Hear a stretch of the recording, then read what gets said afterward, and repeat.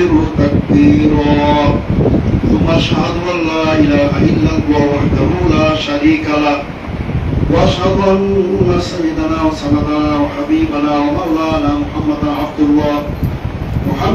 عبد الله رسوله الذي أرسله بالحق بشيرا ونذيرا وداعيا إلى الله بإذنه وسراجا. أما بعد فأعوذ بالله من الشيطان الرجيم ومن يطع الرسول فقد أطاع الله ومن تولى فما أرسلناك عليهم حفيظا. وقال سبحانه وتعالى ومن يعص الله ورسوله فقد ضل ضلالا مبينا. وقال سبحانه وتعالى لقد كان لكم في رسول الله أسوة حسنة لمن كان يرجو الله واليوم الآخر وذكر الله كثيرا. وقال سبحانه وتعالى وأطيعوا الله والرسول لعلكم ترحمون. আলহামদুলিল্লাহ, সম্মানিত তাওহীদবাদী শহীদ মুসলিম বৃন্দ এবং ঐতিহ্যবাহী বিবাড়িয়া জেলার লালপুর এলাকায় জহুরুল ইসলাম মডেল মাদ্রাসা ও মসজিদের সমাগত সম্মানিত তাওহীদবাদী শহীদ মুসলিম বৃন্দ, আলহামদুলিল্লাহ আপনাদের সম্মুখে আল কোরআন কারীমের বেশ কয়েকটি জায়গা হতে সূরা নিসার ৮০, সূরাতুল আহজাবের ৩৬, সূরাতুল আহজাবের ২১ এবং আপনার সূরা আল ইমরানের ১৩২তম আয়াত, বেশ কয়েকটি আয়াতে কারিমা আপনাদের সামনে পেশ করা হয়েছে। প্রত্যেকটা আয়াতে কারিমা, পঠিত আয়াতে কারিমাগুলি আমাদের বিশ্বনবী মুহাম্মদ সাল্লাল্লাহু আলাইহি ওয়াসাল্লামকে কেন্দ্র করে। আসলে আমাদের প্রিয় নবী মুহাম্মদ সাল্লাল্লাহু আলাইহি ওয়াসাল্লাম তিনি আমাদের সকলের জন্য শুধু নয়, কিয়ামত পর্যন্ত আগত মানব জাতির জন্য তিনি অনুসরণীয় ব্যক্তিত্ব। আল্লাহ রাব্বুল আলামিন তাকে আমাদের জন্য আদর্শ হিসাবে প্রেরণ করেছেন। কিয়ামত পর্যন্ত আল্লাহ রাসূলের আনুগত্য আল্লাহ রাব্বুল আলামিন ফরজ করে দিয়েছেন কিয়ামত পর্যন্ত আগত মানব জাতির জন্য। আমাদের রাসূল সাল্লাল্লাহু আলাইহি ওয়াসাল্লাম অনেক অসংখ্য গুণাবলী বৈশিষ্ট্যের অধিকারী। আজকে আপনাদের সম্মুখে আমাদের সে প্রিয় হাবিব, আমাদের প্রিয় নেতা বিশ্বনবী মহানবী মুহাম্মদ সাল্লাল্লাহু আলাইহি ওয়াসাল্লাম সম্পর্কে আলোকপাত করতে চাই। তার কারণ আপনারা অবগত আছেন, আজকে যে মাসটি আমরা উদযাপন করছি সে মাসটি হল রবিউল আউয়াল মাস। এই মাসে আমাদের প্রিয় নবী মুহাম্মদ সাল্লাল্লাহু আলাইহি ওয়াসাল্লামের জন্ম দিবসকে কেন্দ্র করে অসংখ্য বেদাত, বিশ্বব্যাপী একটি বেদাত পালন করা হয় যেটা হারাম। এবং বেদাত সেটা বিশ্বনবীর মহব্বতের নামে, বিশ্বনবীর ভালোবাসার নামে আমাদের সীমা লঙ্ঘন করি। এ সম্পর্কে আপনাদের সামনে কিছু আলোকপাত করতে চাই সম্মানিত শ্রোতাবৃন্দ। তো আমরা জানি আজকে ৯ই রবিউল আউয়াল, মূলত ৯ই রবিউল আউয়ালই কিন্তু আমাদের প্রিয় নবীর জন্ম দিবস। সুবহানাল্লাহ, যেটা আমাদের সমাজে প্রসিদ্ধ ১২ই রবিউল আউয়াল, সেটা সঠিক নয়। সঠিক হলো ৯ই রবিউল আউয়াল। আর ১২ই রবিউল আউয়াল হচ্ছে আমাদের প্রিয় নবীর ওফাত দিবস, মৃত্যু দিবস। তিনি যে তার মহান রবের রাফিকুল আলার সান্নিধ্যে চলে গেছিলেন, তিরোধানে গেছিলেন, বিশ্বকে ত্যাগ করে তিনি যে মহান আল্লাহ পাক রব্বুল আলামিনের সান্নিধ্যে চলে গেছিলেন, সেই দিবসটি হচ্ছিল ১২ই রবিউল আউয়াল। তো আসলে আমাদের প্রিয় নবী মুহাম্মদ সাল্লাল্লাহু আলাইহি ওয়াসাল্লাম তিনি ছিলেন সর্বকালের সর্বশ্রেষ্ঠ মহামানব এবং তিনি ছিলেন পৃথিবীর সবচেয়ে সুন্দরতম সুদর্শন পুরুষ তিনি ছিলেন। আল্লাহ রাসূল সাল্লাল্লাহু আলাইহি ওয়াসাল্লাম তিনি আপনার অতুলনীয় সৌন্দর্য অধিকারী ছিলেন। আমি প্রথমে নবী সাল্লাল্লাহু আলাইহি ওয়াসাল্লামের এই সৌন্দর্যগুলি, তার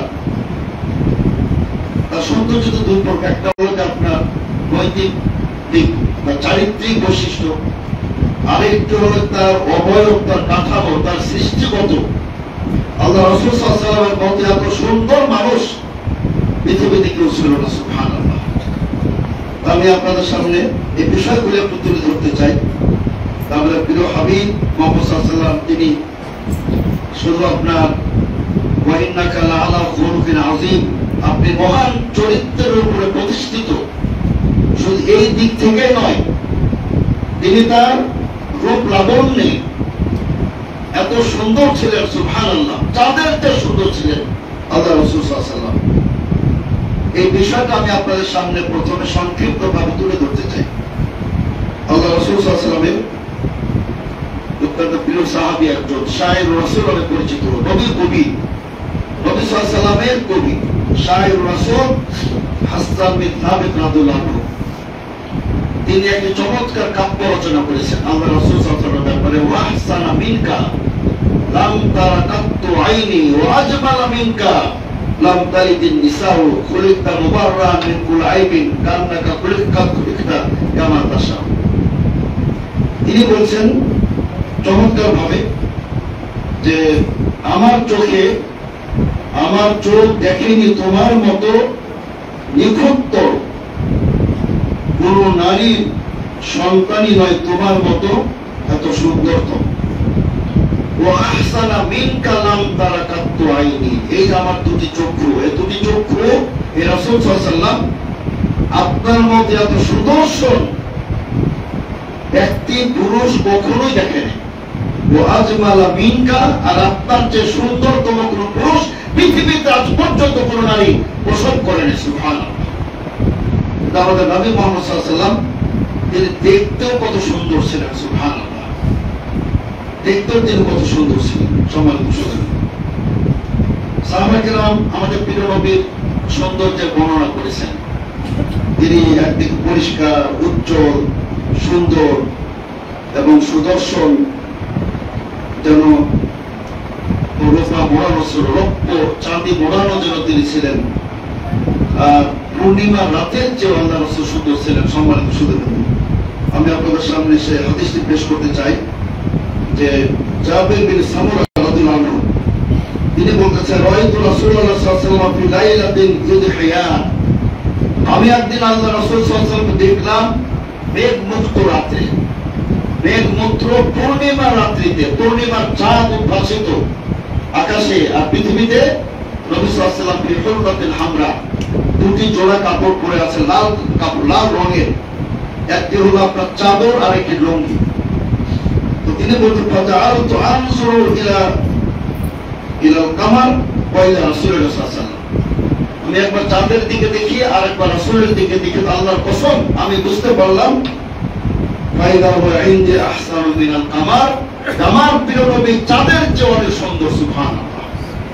আল্লাহ রাব্বুল আলামিন তাকে এত সুন্দর করে আল্লাহ রাব্বুল আলামিন তাকে সৃষ্টি করেছিলেন যে আপনার একজন মহিলা সাহাবিয়া রাবিয়া বিনতে মুআয বিন আফরা, তাকে তার ছেলে জিজ্ঞেস করলেন, ছেলে তো আল্লাহ রাসূলকে দেখেন নাই, ছেলে জিজ্ঞেস করে আম্মা জান আল্লাহ রাসূল সাল্লাল্লাহু আলাইহি ওয়াসাল্লাম আপনি দেখেছেন, আল্লাহ রাসূল সাল্লাল্লাহু আলাইহি ওয়াসাল্লাম দেখতে কেমন ছিলেন? তিনি কি বললেন, ইয়া বুনাইয়া লা রাআইতাহু লা রাআইতাশ শামসা তুআলিআতান, তুমি যদি আল্লাহ রাসূলকে দেখতে তুমি মনে করতে যে নবী সাল্লাল্লাহু আলাইহি ওয়াসাল্লামের চেহারাতে সূর্য দৌড়াদৌড়ি করতেছে। সুবহানাল্লাহ। এত রক্তিম বর্ণের, এত রক্তিম বর্ণের, লাল টুকটুকে আল্লাহ রাসূল সাল্লাল্লাহু আলাইহি ওয়াসাল্লাম শুধু শুভ্র ছিলেন না, সাদা বর্ণের ছিলেন না, সাদা এবং লালচে রক্তিম গোলাপের নেই। এজন্য আমরা আজহারুল লাউন, কারণ নবী সাল্লাল্লাহু আলাইহি ওয়াসাল্লাম আজহারুল লাউন, তিনি ছিলেন ফুলের রঙের মতো। সুবহানাল্লাহ। এত আকর্ষণীয় আল্লাহ রাসূল সাল্লাল্লাহু আলাইহি ওয়াসাল্লাম ছিলেন। আল্লাহ রাসূল সাল্লাল্লাহু আলাইহি ওয়াসাল্লামের এই যে সিনাটা চওড়া ছিল, অন্য প্রত্যেক পুরুষের চেয়ে তার এই সিনাটা ছিল চওড়া, এবং তিনি খাটো ছিলেন না, আবার লম্বা, এখন তবিলান পায় না, আবার অত্যন্ত দীর্ঘকায় ছিলেন না, তবে ঈষৎ একটু উঁচু ছিলেন। মধ্যম সারির লোকদের চেয়ে তিনি উঁচু ছিলেন, এবং আল্লাহ রাসূল সাল্লাল্লাহু আলাইহি ওয়াসাল্লাম দ্রুত হাঁটতেন। আমাদের আমাদের দেব অনেকে আস্তে হাঁটে, স্লো হাঁটে, এটা রাসূল সাল্লাল্লাহু আলাইহি ওয়াসাল্লামের হাঁটা ছিল না। নবী সাল্লাল্লাহু আলাইহি ওয়াসাল্লাম দ্রুত হাঁটতেন, যেন আকাশ, যেন পৃথিবীটাকে গুটিয়ে ফেলা হতো, তিনি যেন উপর থেকে নিচে নামতেছেন, এভাবে তিনি হাঁটতেন আল্লাহ রাসূল সাল্লাল্লাহু আলাইহি ওয়াসাল্লাম। তো সম্মানিত শ্রোতাবৃন্দ, আল্লাহ বলতেছেন যে ইন্না শামসা তাজরি ফি ওয়াজহিহি, সূর্য যেন আল্লাহ রাসূলের চেহারায় বিচরণ করতেছে, এত তিনি সুদর্শন ছিলেন আমার আপনার রাসূল সাল্লাল্লাহু আলাইহি ওয়াসাল্লাম। এবং তিনি যখন ঘেমে যেতেন, কান্নাল আরাকা ফি ওয়াজহিহি লুকলু, এর মতির দানা, মুক্তার দানা যেন চেহারায় আটকে গেছে। আল্লাহ রাসূল সাল্লাল্লাহু আলাইহি ওয়াসাল্লাম যখন ঘামতেন, ঘামের গোটাগুলা ফোঁটাগুলা মুক্তার দানার মতো দেখাতো সম্মানিত শ্রোতাবৃন্দ। এবং তিনি যখন ক্রোধান্বিত হতেন, রেগে যেতেন, একেবারে যেন আনারের টুকরা, সুবহানাল্লাহ, বেদানা, ডালিমের যে গুলাল, ওইরকম আপনার সুন্দর আল্লাহ রাসূল সাল্লাল্লাহু আলাইহি ওয়াসাল্লাম এতটা সুন্দর হয়েছে। কান্নামা ইফকাউ ফি ওয়াজহিহি হাব্বুর রুমান বিল গদাবি, মানে আপনার আনারের বেদানের দানা যেন আল্লাহ রাসূল সাল্লাল্লাহু আলাইহি ওয়াসাল্লাম চেহারায় যেন লেগে গেছে সম্মানিত শ্রোতাবৃন্দ। আমি বলতে চাচ্ছি যে আল্লাহ রাসূল সাল্লাল্লাহু আলাইহি ওয়াসাল্লাম তিনি স্বয়ং বলেছেন, ওয়া বা'আতাল্লাহু নাবিয়্যান ইল্লা হাসানা সাওতি ওয়া হাসানা ওয়াজহি, আল্লাহ তাআলা কোন নবী প্রেরণ করেন নাই, কিন্তু কিভাবে তাদের আওয়াজ ছিল অত্যন্ত মিষ্ট, সুমিষ্ট ভাষী ছিলেন এবং সুদর্শন তারা ছিলেন। এবং আল্লাহ রাসূল বলেন যে তোমাদের নবী সবচেয়ে সুদর্শন, সুবহানাল্লাহ। অন্য এক বর্ণনায় আসছে ইউসুফ আলাইহিস সালামকে পৃথিবীর অর্ধেক সুন্দর দান করা হয়েছে। ইউসুফ আলাইহিস সালামের চন্দ্র রাসূল বেশি সুন্দর ছিলেন। ওই হাদিসের ব্যাখ্যায় বলা হয়েছে যে নবী সাল্লাল্লাহু আলাইহি সাল্লামের সৌন্দর্যের অর্ধেক দান করা হয়েছিল ইউসুফ আলাইহিস সালামকে। সারা পৃথিবী সুন্দর, অর্ধেক সুন্দর নয়, বরং নবী সাল্লাল্লাহু আলাইহি সাল্লামকে যে সৌন্দর্য দান করা হয়েছিল তার অর্ধেক সৌন্দর্য সম্মানিত শ্রোতাবৃন্দ। আর যদি আপনারা সেই ঘটনা জানেন যে এটা তো প্রত্যেক আপনারা জানেন, ইউসুফ আলাইহিস সালামের প্রেমে পড়েছিল জুলাইখা, এবং জুলাইখাকে নিয়ে তিরস্কার করলো তার বান্ধবীরা যে তুমি একটা মানে রানী আর একটা দাসের তুমি প্রেমে পড়ছো, তোমার তো লজ্জা থাকা উচিত।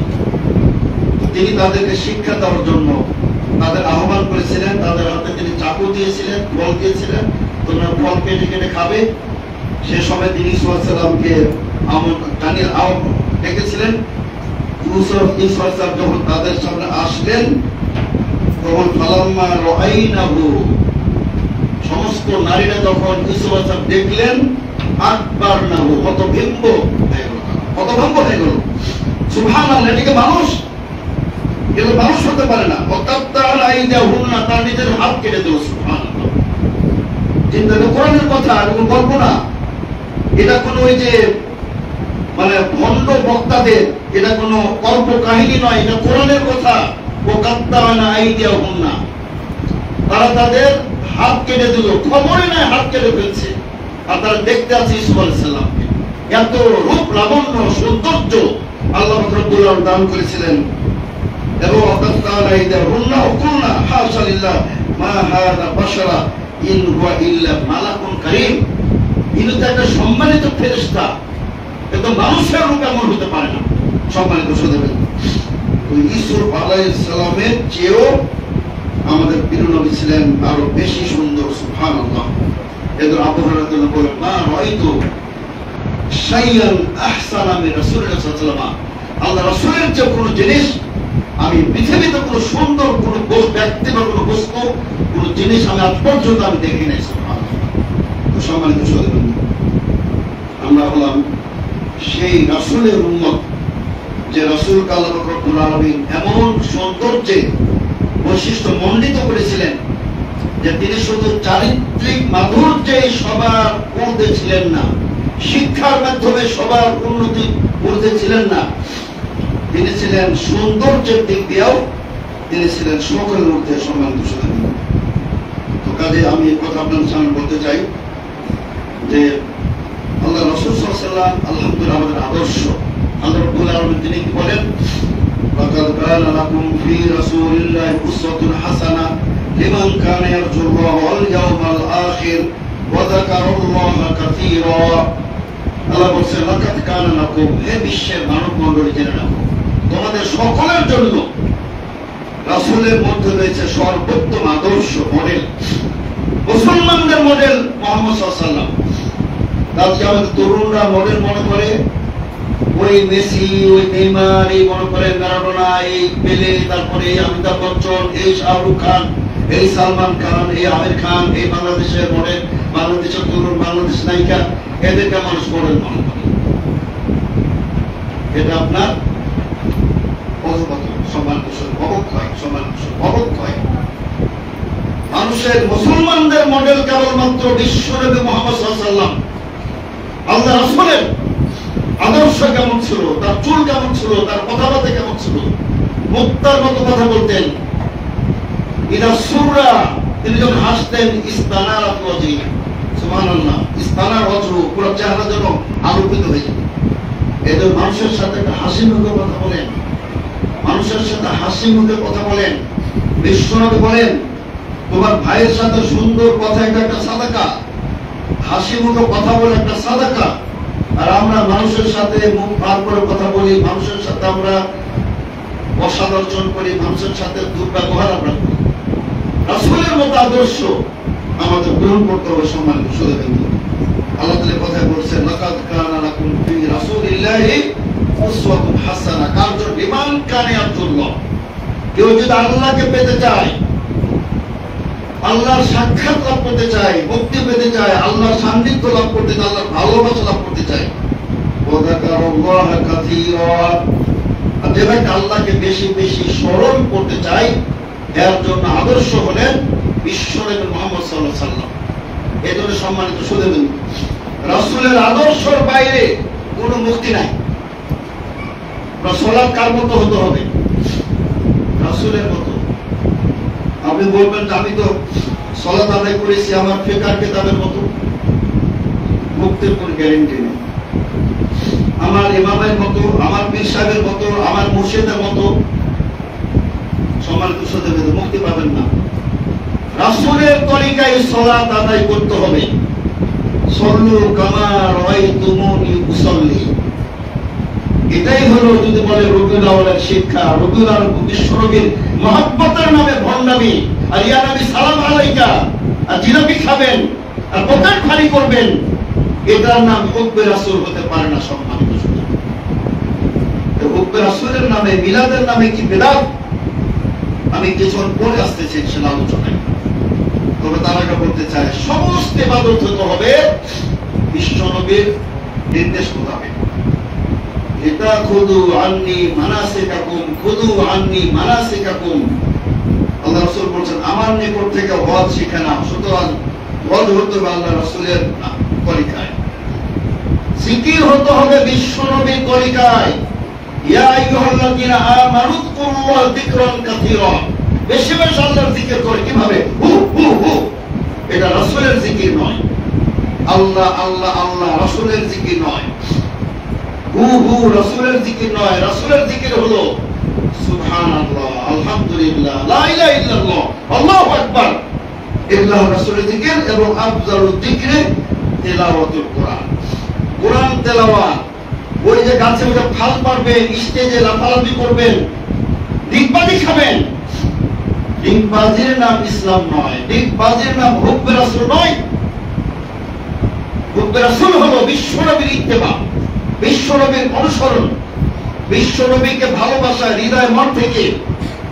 বিশ্বনবীর যখন অপমাননা করা হয়, বিশ্বনবীর কার্টুন ছাপা হয়, তথাকথিত মিলাদ, এইসব পূর্বে আশিক রাসূলরা কাউকে রাস্তায় দেখা যায় না, সব আপনার ভিতরে বসে থাকে, সব ভিতরে বসে থাকে। আর যারা প্রকৃত রাসূল প্রেমী, তারাই কিন্তু আল্লাহ রাসূলের অবমাননার বিরুদ্ধে তারা কিন্তু রুখে দাঁড়ায়। সম্মানিত সুধীবৃন্দ, লেখনের মাধ্যমে, বক্তব্যের মাধ্যমে রাসূল সাল্লাল্লাহু আলাইহি ওয়াসাল্লামের মহান চরিত্র, তার অনুপম আদর্শ ছড়িয়ে দিতে হবে। সম্মানিত সুধীবৃন্দ, বিশ্ববাসীকে আজ অসংখ্য লোক আল্লাহ রাসূল ইসলামে করতে গিয়ে তার মুসলিম হয়ে যাচ্ছে। সম্মানিত সুধীবৃন্দ, আল্লাহ তাআলা কি বলেন? ওয়া ইউতির রাসূল ফাকাদ আতা আল্লাহ। সুবহানাল্লাহ, আল্লাহ তাআলা কি বলেন? যে ব্যক্তি রাসূলের আনুগত্য করবে, ইত্তেবা করবে, সেই জন্য আল্লাহর ইত্তেবা করলো। সুবহানাল্লাহ। এর চেয়ে বড় সার্টিফিকেট কি? ব্রাঞ্চে এর চেয়ে বড় সার্টিফিকেট কি হবে? যে ব্যক্তি রাসূলের আনুগত্য করলো সেজন্য আল্লাহর আনুগত্য। এদিকে আর এক ভণ্ড গ্রুপ বের হয়েছে, তথাকথিত কোরআনি তারা হলো মুনকির সুন্নাহ, কোরআন ও সুন্নাহ অস্বীকারী। এরা বলে যে সুন্নাহর দরকার নাই, কোরআন যথেষ্ট আমাদের জন্য। মুসলিম এদেরকে মুসলমানের কবরস্থানে দাফন করা যায় না, মনে করবে এদের দ্বারা বলবেন।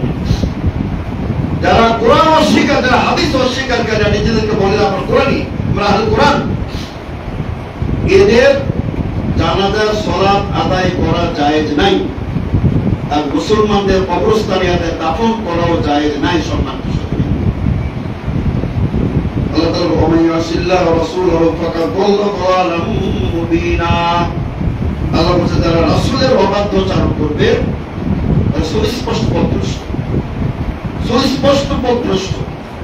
কাজে আপনার আমলটা রাসূলের আমলের সাথে মিলে কিনা আপনাকে যাচাই করতে হবে। সম্মানিত সাথে আপনি যদি বলেন যে আমার মাযহাবে মিলে গেছে, এটা যথেষ্ট হবে না। আপনার মাযহাবে রাসূলের সুন্নাহর খেলাফ থাকতে পারে, রাসূলের কথার সাথে মিলে কিনে এটা আপনাকে দেখতে হবে। সম্মানিত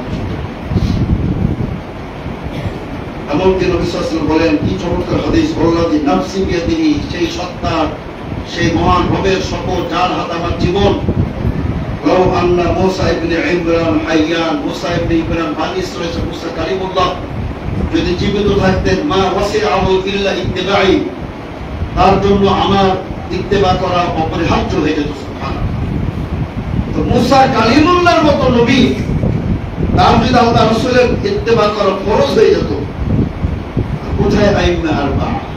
পার পাবেন না। ওই যে বললাম আমি ইমাম আবু হানিফাকে অনুসরণ করেছিলাম, ঠিক আছে, যতক্ষণ পর্যন্ত তিনি শরীয়তার হাদিসটা, তার বক্তব্যটা শরীয়তের মুওয়াফিক হবে।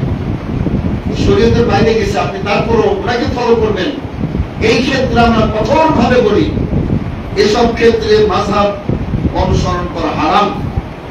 যে আপনার ইমাম ভুল করলেও আপনি তাকে অনুসরণ করবেন, এমন অনেকে আর কঠোর ফতোয়া দিয়েছেন, আমি সেগুলো আজকে বলবো না। আপনি মানতে পারেন ওয়াউলিল আমরি মিনকুম, তোমাদের মধ্যে শাসক এবং আলেম, তোমাদের মধ্যে বিশেষ করে জীবিত, ঠিক আছে, তার মারা গেছেন, অতটুকু মানতে পারেন। কিন্তু কতক্ষণ পর্যন্ত ফাইন তানাযাতুম ফি শাইইন, যখনই বিরোধ দেখা দিবে, ইমাম আবু হানিফা বলেন একটা, ইমাম শাফি বলেন আরেকটা, এবং আমাদের আরেকটা, মালিক আরেকটা, এখন কোথায় যাবেন? কারটা অনুসরণ করবেন? আল্লাহ কি বলছেন, ফারুদ্দুহু ইলা আল্লাহ ওয়া রাসূল, তখন সে মন আল্লাহ ও রাসূলের দিকে প্রত্যাবর্তন করা ফরজ হয়ে যাবে। সম্মান, এটি হলো আহলে হাদিসের বৈশিষ্ট্য। আলহামদুলিল্লাহ, এই লক্ষ্যেই বাংলাদেশ জমিদারি সমগ্র বাংলাদেশে কাজ করে চলছে। আলহামদুলিল্লাহ, এটা আমাদের আলহামদুলিল্লাহ কিশোরগঞ্জ, আমাদের বিবাড়িয়ার জমিদার হচ্ছে অনেক নেতৃবৃন্দ এখানে হাজির হচ্ছে। আলহামদুলিল্লাহ, আমি তাদেরকে স্বাগত জানাই। তারা দিনের পথে যেভাবে সংগ্রাম করতেছেন, সময় দিচ্ছেন, অর্থ ব্যয় করতেছেন, ইনশাআল্লাহ এগুলো জিহাদ হিসেবে কবুল হবে কিয়ামত দিন ইনশাআল্লাহ।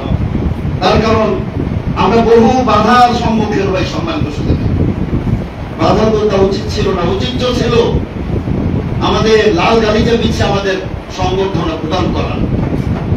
যে কিশোরগঞ্জ বা বিবাড়ি নেতৃবৃন্দ আসছেন, তিনজন এসেছেন, তারা দাওয়াত দেওয়ার জন্য, তাদেরকে একটু লাল গোলাপ শুভেচ্ছা দেন, কিন্তু আমাদের বাধা প্রদান করা হয়, আমাদের মসজিদে আগুন দেওয়া হয়, মসজিদে তালাবদ্ধ করে দেওয়া হয়, আমাদের অকথ্য ভাষায় গালাগালিজ করা হয়, ইহুদিদের দালাল বলা হয়, খ্রিস্টানদের দালাল বলা হয়, কাদিয়ানি বলা হয়, শিয়া বলা হয়, রাফিদি বলা হয়। সম্মানিত সুধীবৃন্দ, এগুলার বিচার আমরা জনগণের উপর ছেড়ে দিলাম, আল্লাহর উপর ছেড়ে দিলাম। আল্লাহ রাব্বুল আলামিন তাদের জন্য হেদায়েত দান করেন। সম্মানিত সুধীবৃন্দ, তো আল্লাহ তাআলা আমাদের কি বলছেন? সম্মানিত সুধীবৃন্দ, ওয়াতিউল্লাহ ওয়া রাসূল লাআল্লাকুম তুরহামুন, আল্লাহ বলছেন তোমরা আল্লাহর আনুগত্য করো, রাসূলের আনুগত্য করো, তবেই তোমরা মহান আল্লাহর পক্ষ থেকে রহমত প্রাপ্ত হবে, তোমাদের প্রতি রহমতের বারিধারা বর্ষণ করা হবে। সম্মানিত সুধীবৃন্দ, তো সুতরাং আল্লাহর আনুগত্য, রাসূলের আনুগত্য, রাসূলের ইত্তেবা, কোনো বাইরে মুক্তির কোনো পথ নেই। গোটা বিশ্ব মানবতার মুক্তির একমাত্র নিহিত রয়েছে বিশ্বনবীর অনুসরণের মাধ্যমে, বিশ্বনবীর অনুসরণের মাধ্যমে। এই যে আমাদের বাসার অনেক মহিলা এখানে আসছেন, মা বোনেরা আসছেন, তারা কিভাবে সালাত আদা করবেন, কি পদ্ধতিতে, বিশ্বনবীর পদ্ধতিতে। আল্লাহ রাসূল সাল্লাল্লাহু আলাইহি ওয়াসাল্লাম যতটুকু পার্থক্য করে দিয়েছে নারী পুরুষের, ততটুকু পার্থক্য করতে হবে, তার বাইরে যাওয়া যাবে না।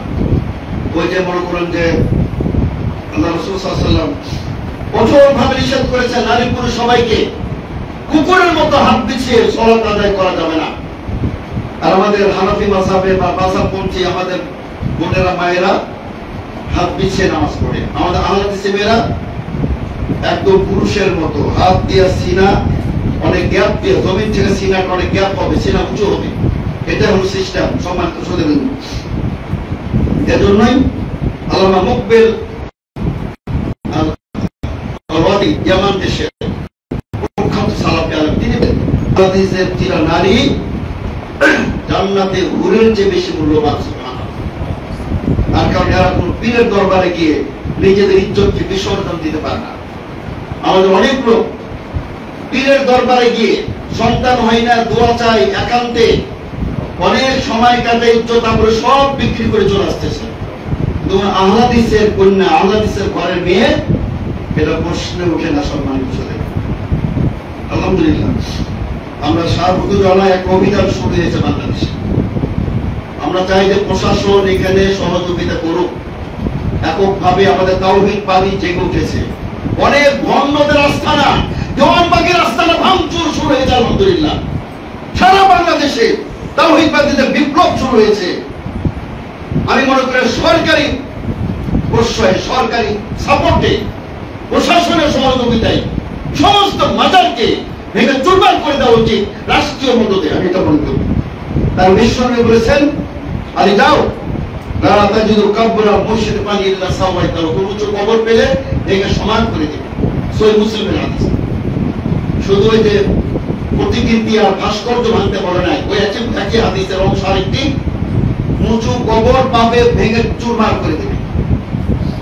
জনগণ করতে গেলে সমস্যা আছে। যেন আমরা মনে করি সরকারের, আলহামদুলিল্লাহ বাংলাদেশের দ্বিতীয় স্বাধীনতার সরকার, এটা আমাদের প্রত্যাশা পূরণের সরকার ইনশাআল্লাহ। দেশের অর্থনীতি ঘুরে দাঁড়াচ্ছে, যত দুর্নীতি একটা একটা করে প্রকাশ পাচ্ছে আলহামদুলিল্লাহ, এবং তারা বিকল্প যেভাবে একটা অর্থনীতি সমৃদ্ধশালী বাংলাদেশ গড়ার তারা আমাদের স্বপ্ন দেখাচ্ছে।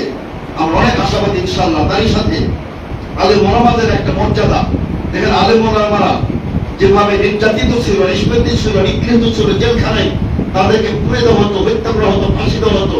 আলহামদুলিল্লাহ আলেম ওলামাদের মর্যাদা এবং আমরা সবাই দেখতে পাচ্ছি আলহামদুলিল্লাহ। আমরা এদিকে অনেক আশাবাদী। সম্মানিত শ্রোতাবৃন্দ, যে বাংলাদেশ থেকে শিরক বেদাতের আস্তানা গুলিকে জনগণ ভেঙে চুরমার করবে ইনশাআল্লাহ, এটা আমরা মনে করি। তার কারণ ওখানে শিরক হয়, ওখানে গেলে ঈমান হারা হয়ে যায়, বেঈমান হতে হয়, পথভ্রষ্ট হতে হয়, জাহান্নামের টিকিট প্রদান করা হয়। এজন্য শিরকের যে আপনার ভয়াবহতা, এখান থেকে জাতিকে আমাদেরকে সচেতন করতে হবে। সম্মানিত শ্রোতাবৃন্দ, বেদাতের ভয়াবহতা, নামাজ নাই, রোজা নাই, ইয়া নবী সালাম আলাইকা, বেদবের দলগুলা নাউযুবিল্লাহ। বিশ্বনবীর মহব্বত নাই, বিশ্বনবীর সুন্নাত বোধ আমল নাই, আবার শুধু ইয়া নবী সালাম আলাইকা। আর জাশনে জুলুস ঈদে মিলাদুন নবী, কোন সাহাবায়ে কেরাম মিছিল করেছিলেন বিশ্বনবীর মহব্বতের নামে? আপনি 10 লক্ষ লোক জমায়েত করে না পড়েন যে সারা বিশ্বের শ্রেষ্ঠ মিছিল, সকল ঈদের সেরা ঈদ ঈদে মিলাদুন নবী, বেয়াদব কোথাকার, এ জঘন্য বেদাত। আবার বলে যে সকল ঈদের সেরা ঈদ, বিশ্বনবী দুটাই বল রেখেছিলেন, দুই ঈদের বাইরে কোন ঈদ নাই, দুই ঈদের বাইরে সকল ঈদ বেদাত। সাপ্তাহিক জুমা এটা হাদিসের প্রমাণিত, এর বাইরে এই দুইটা জুমা সাপ্তাহিক, এর বাইরে কোন ঈদ নাই। সম্মানিত শ্রোতাবৃন্দ, আমি যেন বলতে চাই সম্মানিত শ্রোতাবৃন্দ, যেহেতু প্রচন্ড গরম, আপনারা অনেক অধীর অপেক্ষায় ছিলেন, রাস্তা সেটা অস্বাভাবিক যানজট, সেটা আমরা কল্পনা করতে পারি না। আমি ধারণা করছিলাম যে 11টার আগে পৌঁছে যাবো। ওমা তাশাউনা ইল্লা আইয়াশা, আল্লাহ যেটা চান সেটাই হবে। আমি সংক্ষিপ্ত ভাষা আলোচনা দীর্ঘায়িত করবো না। আমি যে কথাটা বলতে চাই সম্মানিত শ্রোতাবৃন্দ, বাড়ির রবিউল আউয়াল আর বাইরের রবি যেটাই হোক, রবিউল আউয়াল মাসকে কেন্দ্র করে যে আমাদের দেশে বেদা, এটা দুঃখজনক। সম্মানিত সুধী, রবিউল আউয়াল মাস, আমি একটা বক্তব্য বলেছি গত জুমায়, ঐতিহাসিক দৃষ্টিকোণ থেকে অনেক গুরুত্বপূর্ণ। তার কারণ এখানে তিনটে ঘটনা সংঘটিত হয়ে তার মানব ইতিহাসের মানে সবকিছু পরিবর্তন করে দিয়েছে। একটা হলো বিশ্বনবীর জন্ম দিবস, ভয় হোক বা বাড়ির উপরে হোক, আরেকটা বিশ্বনবীর ওফাত রবিউল আউয়ালে, আরেকটা হিজরত। হিজরতের মাধ্যমে মুসলমানরা একটা স্বতন্ত্র পৃথক রাষ্ট্র তারা গঠন করে মদিনা, একটা ইসলামী স্টেট তারা কায়েম করেছিলেন হিজরতের মাধ্যমে।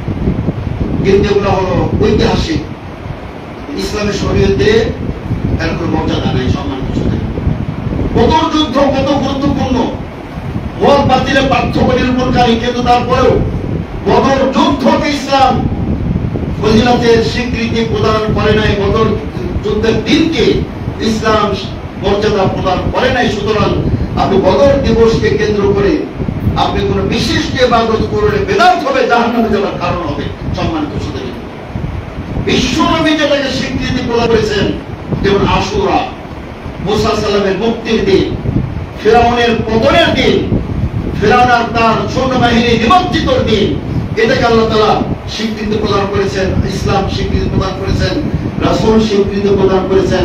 আল্লাহ রাসূল বলেছেন আমিও রোজা রাখবো, তার কারণ মুসা সালামের সাথে আমাদের সম্পর্ক কানেকশনটা আরো গভীর, আগামী বছর বেঁচে থাকলে ৯-১০ পালন করব। এই আল্লাহ রাসূল সব স্বীকৃতি প্রদান করেছেন। সম্মানিত সুধী, যেহেতু বদর যুদ্ধের দিবসকে ইসলাম কোন মর্যাদা প্রদান করে নাই, ফতে মক্কার দিবসকে ইসলাম কোন মর্যাদা প্রদান করে নাই, উহুদের যুদ্ধের দিবসকে ইসলাম কোন মর্যাদা প্রদান করে নাই, সাইয়্যিদুশ শুহাদা হামজার মৃত্যু দিবসকে ইসলাম কোন মর্যাদা প্রদান করে নাই, হুসাইন বিন আবি তালিবের কারবালায় মর্মান্তিক মৃত্যুকে ইসলাম কোন মর্যাদা প্রদান করে নাই, উমর ইবনে খাত্তাবের নিহতের শহীদের দিবসকে ইসলাম কোন মর্যাদা প্রদান করে নাই। সুতরাং সেটা কিয়ামত পর্যন্ত মর্যাদার দিবস হবে না। সম্মানিত সুধী, এজন্য বাড়িউল রবিউলকে কেন্দ্র করে যে মিলাদ উদযাপন, এর ইতিহাস আমাদের জানতে হবে। সম্মানিত সুধী, সংক্ষিপ্ত ইতিহাস, আল্লামা শাইখ আব্দুল আজিজ বিন আব্দুল বাদ রাহমাতুল্লাহ আলাইহি সৌদি আরবের তৎকালীন গ্র্যান্ড মুফতি, তিনি চমৎকার ভাষায় তিনি বলেছেন যে আল মাউলিদু বিযবতি লা ইউরাফ মাতা বুদিয়া, মিলাদ কবে থেকে শুরু হয়েছে একেবারে দিনক্ষণ হিসাবে এটা জানা যায় না। তবে এটা ইসলামের ৩য় শতাব্দীর পরে, স্বর্ণযুগ ইসলামের ৩য় শতাব্দী, বিশ্বনবী বলেন খায়রুন নাস কারনি সুম্মাল্লাযিনা ইয়ালুনাহুম সুম্মাল্লাযিনা ইয়ালুনাহুম, আমার শতাব্দী, আমার যুগ হলো শ্রেষ্ঠ যুগ, অতঃপর পরের যুগ, তার পরের যুগ। তো তিনি বলছেন নিঃসন্দেহে ইসলামের ৩য় শতাব্দী স্বর্ণ যুগের মধ্যে এটা ঘটনা ঘটে নাই, তারপরে হয়েছে। পরে হয়তো কবে, অনেকে বলে এটা ৪র্থ শতক হিজরিতে, ওইটা ফাতেমি বংশ নাম ধারণকারী, প্রকৃত তারা ফাতেমি ছিল না, তারা ফাতেমা বিনতে মুহাম্মদ সাল্লাল্লাহু আলাইহি ওয়াসাল্লামের তারা ওই বংশের ছিল না, কিন্তু তারা নিজেরা সনদ জালিয়াতি করে যে আমরা ফাতেমার বংশের, মানুষের আকর্ষণ সৃষ্টি করার জন্য বলা ছিল আপনার মামলুক দাস আবিদিন, ওরা আপনার নিজেদের ফাতেমা গ্রহণ করে তারা উবাইদুল্লাহ আল মাহদি সর্বপ্রথম তাদের খলিফা, তারা আপনার ৬টা দিবস উদযাপন করে, মিলাদ ৬টা দিবস উদযাপন করে। একটা হলো বিশ্বনবীর জন্ম দিবস, আলী রাদিয়াল্লাহু জন্ম দিবস, ফাতেমা রাদিয়াল্লাহু মৃত্যু জন্ম দিবস, হাসানের জন্ম দিবস, হুসাইন রাদিয়াল্লাহু জন্ম দিবস এবং তাদের খলিফা উবাইদুল্লাহর জন্ম দিবস। এই ৬টা তারা জন্ম দিবস উদযাপন করে। এটা অনেক ঐতিহাসিক উল্লেখ করেছেন। আবার অনেকে বলছেন যে না, বিক্ষিপ্ত ভাবে থাকলেও আসলে সেটা ৬ষ্ঠ হিজরির শেষে ৭ম শতাব্দীর প্রথমে ইরবিলের গভর্নর বা বাদশাহ আল মালিকুল মুজাফফর আবু সাইদ কুতুবী তিনি সর্বপ্রথম এটা উদযাপন করেন এবং তৎকালীন জনগণ সেটাকে গ্রহণ করেছিল, আমাদের আহলুস সুন্নাহ জামাত তারা এটাকে বর্জন করেছিল। তো সম্মানিত সুধীবৃন্দ, তো সেটা যাই হোক, সেটা হলো আপনার একটা বিদআত, একটা বিশ্বনবীর মহব্বতের নামে একটা আপনার পুরো জালিয়াতি, এটা কোনো গ্রহণযোগ্যতা হবে না সম্মানিত সদস্য। এর জন্য আমরা বলতে চাই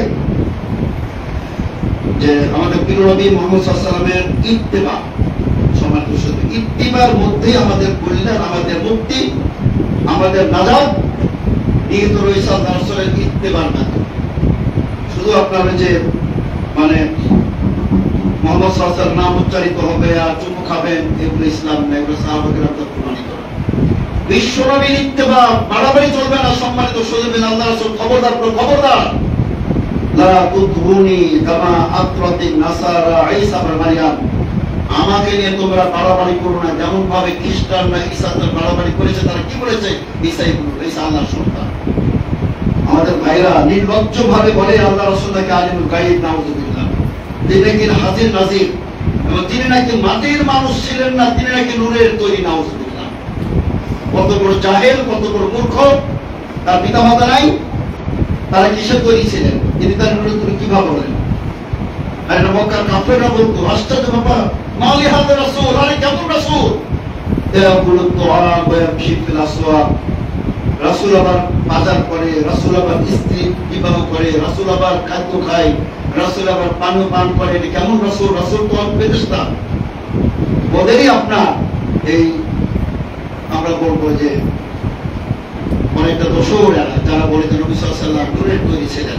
জাল হাদিস, আউয়াল মা খালাকাল্লাহু নূর, সহিহ মুসলিমের হাদিস।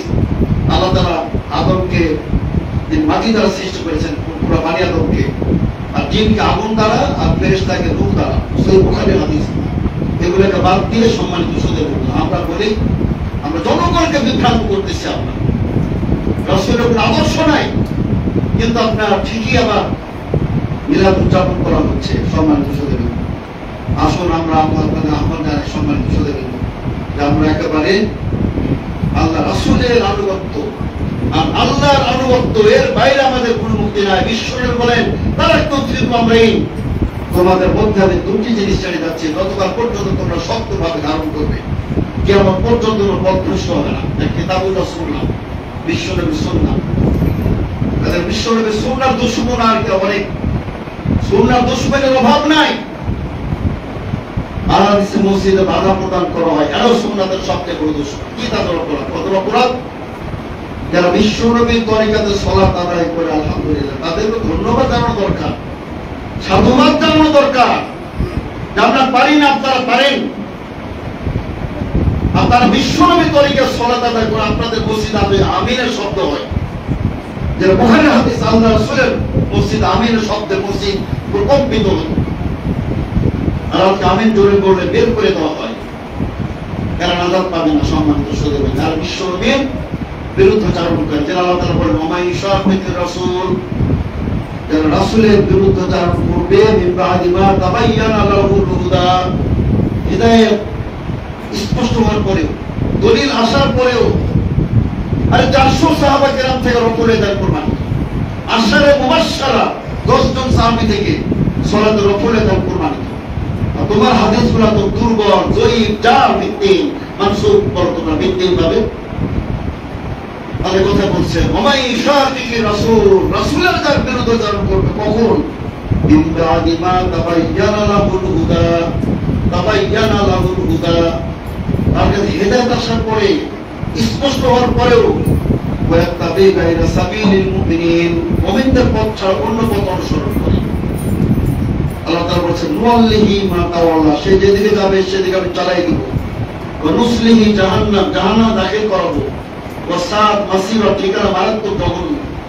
যারা সাবধান, যারা রাসূলের বিরুদ্ধাচরণ করে, যারা আহলে হাদিসের মসজিদকে বাধা দেয়, আহলে হাদিসের মাদ্রাসায় বাধা দেয়, আহলে হাদিসের মাহফিলে বাধা দেয়, এরাই কিন্তু রাসূলের বিরুদ্ধাচরণকারী। সম্মানিত সদস্য, আসুন আমরা আল্লাহ রাসূলকে ভালোবাসি। সম্মানিত সদস্য, দেখুন আমি শুধু একটা হাদিস বলে আলোচনা শেষ করতে চাই।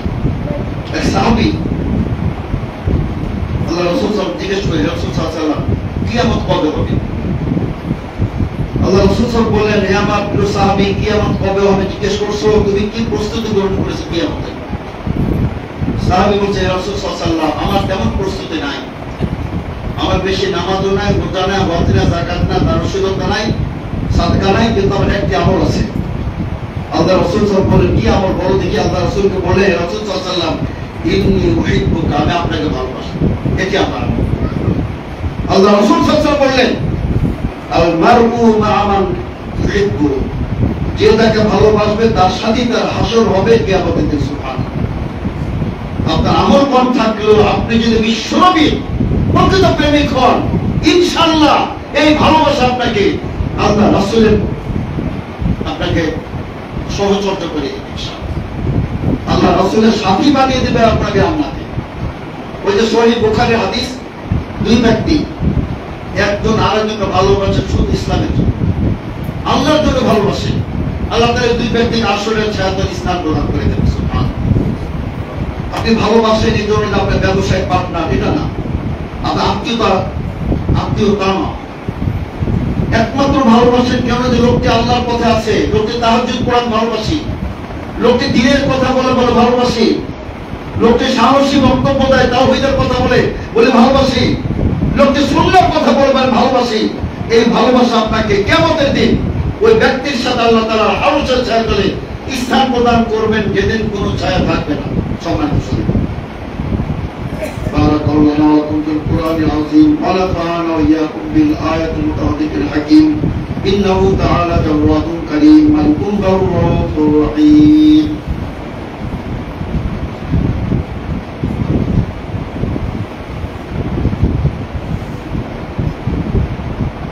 الحمد لله نحمده ونستعينه ونستغفره ونؤمن به ونتوكل عليه ونعوذ بالله من شرور أنفسنا ومن سيئات أعمالنا من يهده الله فلا مضل له ومن يضلل فلا هادي له وأشهد أن لا إله إلا الله وحده لا شريك له وأشهد أن محمدا عبده ورسوله. أما بعد، أعوذ بالله من الشيطان الرجيم. إن الله وملائكته يصلون على النبي يا أيها الذين آمنوا صلوا عليه وسلموا تسليما. اللهم صل على محمد وعلى محمد كما صليت على إبراهيم وعلى آل إبراهيم إنك حميد مجيد. اللهم بارك على محمد وعلى آل محمد كما باركت على إبراهيم وعلى آل إبراهيم إنك حميد مجيد. সম্মানিত তাওহীদবাদী মুসলিম নেতৃবৃন্দ, আপনাদের একটি বিষয় দৃষ্টি আকর্ষণ করতে চাই। আলহামদুলিল্লাহ, যে এত দূরে হলেও এত সুন্দর মনোরম পরিবেশে আমাদের মোহতারাম খালিদ ওয়া বাচ্চু ভাইয়ের নেতৃত্বে সুন্দর একটা জয়েন্ট ইসলাম মডেল মাদ্রাসা ক্যাম্পাস গড়ে উঠেছে। আলহামদুলিল্লাহ, অত্যন্ত সুযোগ্য শিক্ষক মন্ডলী সাহেব মাহমুদুল্লাহ সাহেবের আপনার অধ্যক্ষের নেতৃত্বে এখানে সুযোগ্য শিক্ষক মন্ডলী আছেন, আমাদের সকলে সুপরিচিত।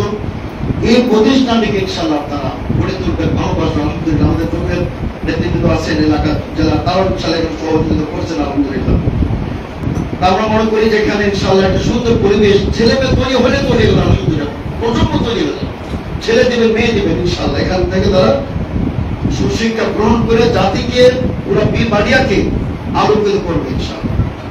عباد الله رحمكم الله إن الله يأمر بالعدل والإحسان وإيتاء ذي القربى وينهى عن الفحشاء والمنكر والبغي يعظكم لعلكم تذكرون. فاذكروا الله تعالى وعز وجل وأتم أكبر والله يعلم ما تصنعون.